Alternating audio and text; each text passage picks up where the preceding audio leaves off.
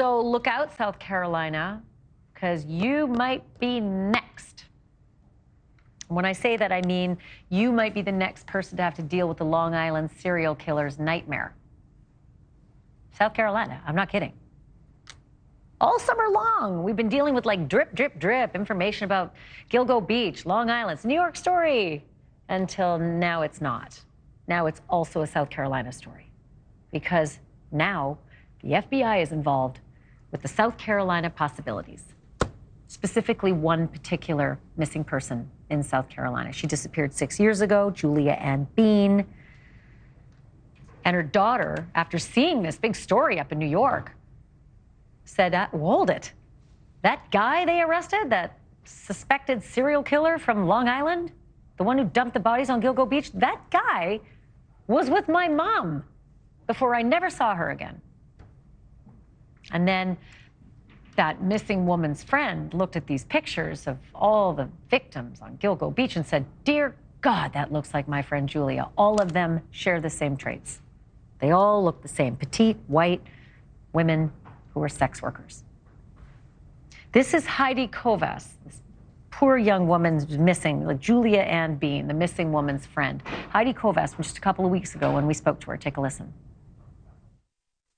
We as adults can kind of put two and two together, but there is still a slim chance that she could be alive and she could possibly be on that property, in that house. There could be other women in there.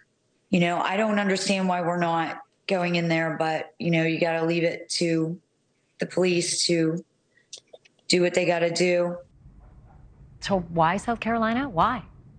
Because Rex Heuermann, the suspect in the Long Island serial killings, has properties down there. And again, they seem like they're real similar, these cases. I want to bring in Mike King. He's a retired homicide detective, a police task force commander, 28 years on the job. He hosts the Profiling Evil podcast and YouTube channel. And also he's the author of Deceived, an investigative memoir of the Zion Society cult. Okay, Mike, Heidi Kovas really thinks that this is the real deal.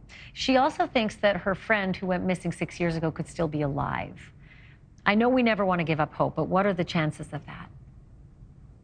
You know, you got to keep trying and you can't give up hope. And frankly, to me, Ashleigh, this is pretty encouraging news on a couple of fronts. I mean, first, the idea that investigators might be linking together some cases, more cases to Heuermann, potentially, and that those cases in some wacky form or fashion are somehow corroborating each other. It might be just the location, might be the fact that Heuermann traveled down there, but it gives some hope and frankly needs to be excluded if it isn't the thing. But these serial cases are so difficult and painstaking to go through these investigations. You got to look at all of the victims and try to figure out, why did this individual become a victim? And you need to evaluate crime scenes and evaluate the kind of the sophistication level, if there really is one, of the predator, and that helps you bring them together. Well, in that, do you think the notion that the FBI is now formally involved, like the sheriffs went to the FBI and said, bring it in, and when local law enforcement reaches out to the FBI, they respond. What will that do for this investigation, the fact that the FBI is now part of it?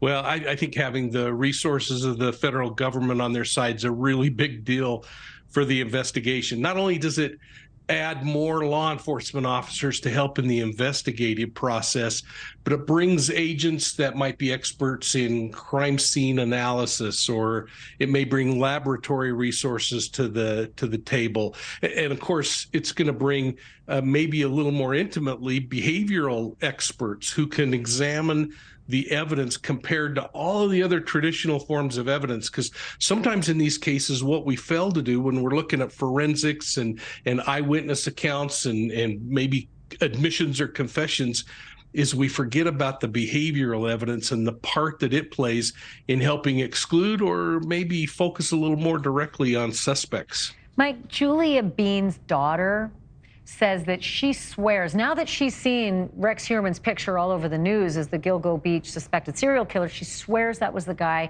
she last saw her mother with, headed to a nail salon. She swears it was his vehicle as well. How good is that? 6-year-old memory from a daughter, given that the FBI and the local investigators would need so much more to actually put together charges and make them stick.